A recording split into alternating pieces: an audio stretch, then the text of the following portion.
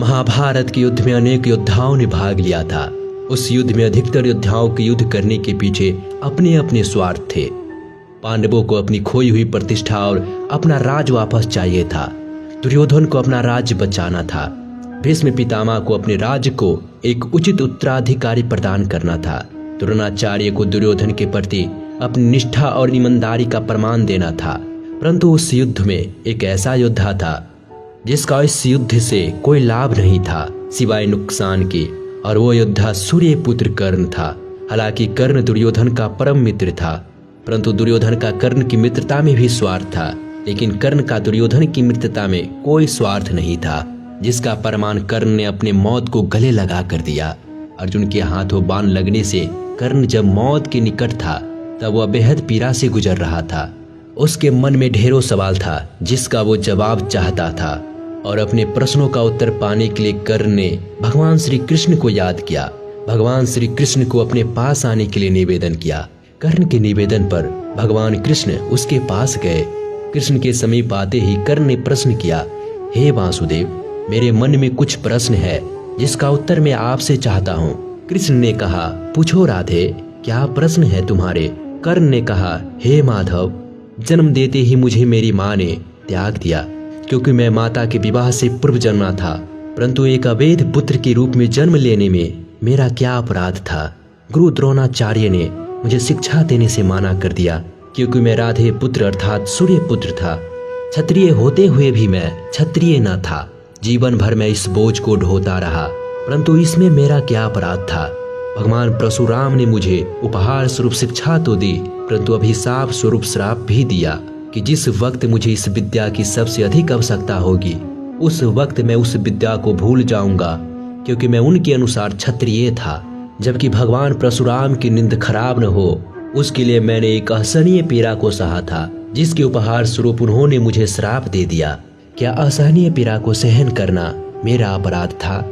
एक बार जब मैंने अपनी शब्द भेदी बाण की विद्या का अभ्यास कर रहा था, तब मेरा तीर गलती से एक बछड़े को लग गया और बछड़े की मृत्यु हो गई, जो बस एक दुर्घटना मात्र थी। मेरे बार बार माफी मांगने के बाद भी बछड़े के स्वामी ने मुझे श्राप दे दिया कि असहाय अवस्था में मेरी भी मृत्यु होगी, जबकि उस दुर्घटना में भी मेरा कोई दोष नहीं था। परंतु फिर भी मुझे उस श्राप का कष्ट भोगना पड़ा। दुर्घटना किसी से भी हो सकती है, इसमें मेरा क्या अपराध था? इतना ही नहीं, द्रौपदी के स्वयंवर में भी मेरा अपमान किया गया, क्योंकि मैं एक सूत पुत्र था, क्षत्रिय नहीं। क्या सूत पुत्र होना मेरा स्वयं का चुनाव था? परिस्थितियों ने मुझे सूत पुत्र बनाया, इसमें मेरा क्या अपराध? माता कुंती ने मुझे आखिर में मेरा जन्म का रहस्य बताया, किंतु अपने अन्य पुत्रों को बचाने के लिए मुझसे निवेदन किया। कर्ण कहता है, हे कृष्ण, आज जो भी कुछ मुझे प्राप्त हुआ है वह दुर्योधन से ही प्राप्त हुआ है। अगर मैं उसके तरफ से लड़ा तो मैं गलत कैसे हुआ? कर्ण के इन प्रश्नों को सुनने के बाद भगवान श्री कृष्ण मुस्कुराते हुए बोले, हे राधे, मेरा भी जन्म कारागार में हुआ। जन्म से पहले ही कंस के रूप में मृत्यु मेरी प्रतीक्षा कर रही थी। जिस रात मेरा जन्म हुआ उसी रात मुझे मेरी माता पिता से अलग कर दिया गया। हे कर्ण, तुम्हारा बचपन खरक, रथ, घोड़े, धनुष और बाण के बीच उनकी ध्वनि सुनते हुए बीता। परंतु मुझे ग्वाले की गौशाला मिली, गोबर मिला और खड़ा होकर चल भी नहीं पाया कि उसके पहले ही प्राण घातक हमले झेलने पड़े। कोई सेना नहीं, कोई शिक्षा नहीं, कोई गुरु नहीं, लोगों से सिर्फ ताने ही मिले कि मथुरा में घातक हमलों का मूल कारण मैं हूँ। तुम्हारे गुरु परशुराम जब तुम्हारे शौर्य की तारीफ करते हुए कह रहे थे कि भगवान शिव को छोड़कर तुम्हें और कोई नहीं पराजित कर सकता, मुझे उस उम्र तक कोई शिक्षा भी नहीं मिली थी। तुमने अपनी पसंद की कन्या से विवाह किया, परंतु मैंने जिस कन्या से प्रेम किया वह मुझे नहीं मिली, बल्कि मुझे उस कन्या से विवाह करना पड़ा जो मुझसे प्रेम करती थी, जो मुझे चाहती थी। जरासंध से बचने के लिए मुझे मेरे पूरे समाज को यमुना के किनारे से हटाकर एक दूर समुद्र के किनारे बसाना पड़ा, जिसके लिए मुझे रणभूमि छोड़कर भागना पड़ा। रणभूमि से पलायन करने के कारण मुझे कायर और रणछोर कहा गया। जरा विचार करो राधे, अगर दुर्योधन जीतता है तो तुम्हें बहुत सारा श्रेय मिलेगा। धर्मराज युधिष्ठिर अगर जीतते हैं तो मुझे क्या मिलेगा? मुझे केवल युद्ध और युद्ध से निर्मित समस्याओं के लिए दोष दिया जाएगा। हे राधे, जीवन हर किसी को चुनौतियां देती है। जिंदगी किसी के साथ न्याय नहीं करती। अगर दुर्योधन ने अन्याय का सामना किया तो युधिष्ठिर ने भी अन्याय को भुगता है, परंतु सत्य धर्म क्या है यह तुम भली भांति जानते हो। कोई बात नहीं, अगर हमारे साथ कितना ही अपमान हुआ हो और जो हमारा अधिकार है वो हमें ना मिला हो, महत्व तो इस बात का है कि तुम उस संकट की घड़ी में संकट का सामना कैसे करते हो।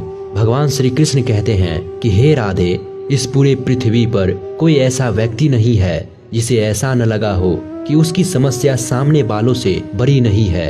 हर किसी को ऐसा ही लगता है कि उसकी समस्या की पोटली सामने वालों की पोटली से बड़ी है, परंतु यह सत्य नहीं होता, क्योंकि हर किसी की समस्या अपने अपने स्थान पर बड़े ही होते हैं। लेकिन इसका मतलब यह नहीं कि तुम गलत मार्ग पर चलकर अपनी समस्याओं का समाधान ढूंढने लगो, क्योंकि हमारी प्रकृति किसी को भी अधर्म के मार्ग पर चलने की अनुमति नहीं देती।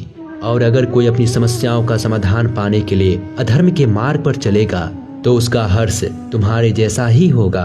कर्ण अपने जीवन में बहुत ही दुखी था। उसे लगता था कि उसका जीवन बेहद ही अधिक कष्टों से बीता है, परंतु जब भगवान श्री कृष्ण ने अपने जीवन की तुलना कर्ण के जीवन से की, तब कर्ण को समझ में आया कि कृष्ण की समस्याओं के सामने मेरी समस्या कुछ भी नहीं है। अंत समय में कर्ण भगवान श्री कृष्ण का यह ज्ञान सुनकर बेहद तृप्त महसूस कर रहा था और शांत मन से कर्ण ने अपने शरीर का त्याग किया। इस कहानी से यही सीख मिलती है कि हर इंसान यही सोचता है कि उसकी समस्या सबसे बड़ी है, वह बहुत सी समस्याओं से घिरा हुआ है, उसकी किस्मत खराब है। लेकिन अगर हम दूसरों की समस्याओं को देखें, उन्हें ध्यान से सुने, तो हमें हमारी समस्या बहुत छोटी लगने लगेगी।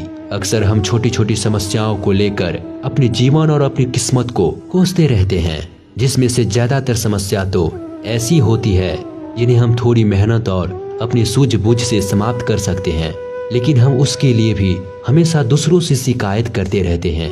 अगर किसी इंसान का वजन ज्यादा है तो वह उसके लिए समस्या है, अगर किसी का वजन कम है तो वह उसके लिए समस्या है।